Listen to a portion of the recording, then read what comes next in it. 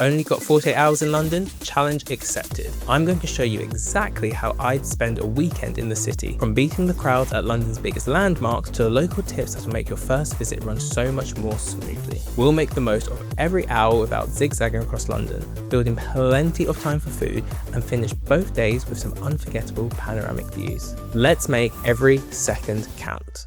Day 1. Aim to be at Buckingham Palace around 9 AM before the crowds start really building. If you're hoping to catch the changing of the guard, it usually begins at 11 AM on select days, worth checking the schedule before you visit. You can also fit in a visit to the staterooms, the Royal Mews, or the King's Gallery for an even closer look at royal life. About a 15-minute walk away brings you to Westminster Abbey. It feels almost impossible to appreciate just how impressive this church is until you're standing inside it. Even if you aren't into history, it's one of those places that makes you instinctively look up the second you walk in. Beneath the remarkable Gothic ceiling is where Britain's kings and queens have been crowned for centuries. And if you love spotting little details, keep an eye out for the Abbey's ancient oak door. It's the oldest in the UK and has been standing there since the 1050s, surviving and thriving. By now, you've definitely earned a lunch break. I'd head over to Cardinal Place, where you've got loads of restaurants to choose from before carrying on with the afternoon. Or, if you're anything like me and like deciding on the day, just wander along Victoria Street and see what catches your eye. From the Abbey, less than a 5-minute walk away, you'll find Big Ben and the Houses of Parliament, probably London's most recognisable skyline. Seeing them in person is one of those proper "I've made it to London" moments.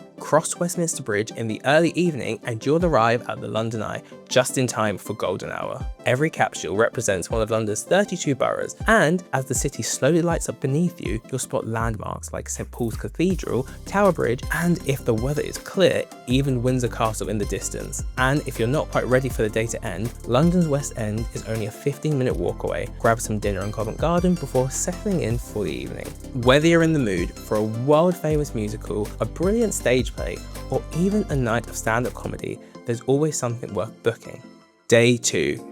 After a good night's sleep, it's time for a bright and early morning. The Tower of London is one of London's busiest attractions for a reason. Get there for opening time at 9 AM if you can. The second you walk through the gates, you can genuinely feel the history. It's fascinating, slightly eerie, and full of stories that almost don't feel real. Just wait until you hear about what used to happen at Traitor's Gate. I'd recommend joining one of the Yeoman Warder tours. They bring all those unbelievable stories to life in a way you just don't get wandering around on your own. It's less than a 10-minute walk to Tower Bridge, and if you only admire it from the outside, you're missing one of the best parts. Head up the glass walkway suspended high above the Thames before exploring the original Victorian engine rooms below. It's every bit as impressive inside as it is from the riverbank, and if you can believe it, this isn't even the best view you'll see today. Just wait to hear how we're going to end the evening. All that sightseeing definitely earns you a lunch break. I grab a table at Copper Cob Tower Bridge. The riverside views are gorgeous, and if you're visiting the cooler months, you might even get to dine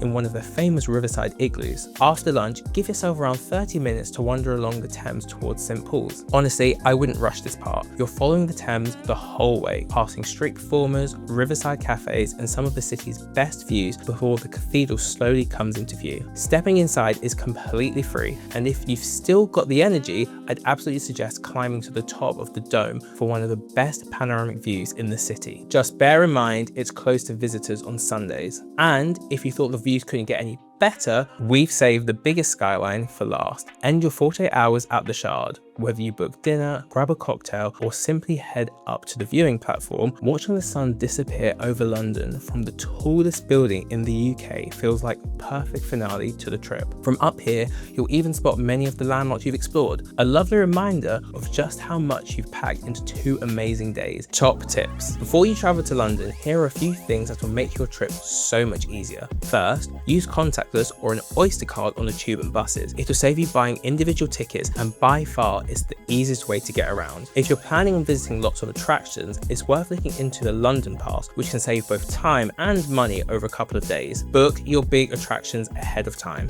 2 days go surprisingly quickly, and the last thing you want is to spend half of it in a queue. London's weather loves keeping everyone on their toes, so even if the forecast looks perfect, I'd still throw a small umbrella in your bag. London may change all the time, but this itinerary has never let me down. If you're planning a trip, save this for later. You'll thank yourself when you're trying to decide what to squeeze into your 48 hours. And if you only had 2 days in London, I'd love to know, what's the one place you tell every first timer not to miss? Subscribe for more city guides, local favourites, and travel tips that will help you explore a place like someone who actually knows it. I'll see you in the next one.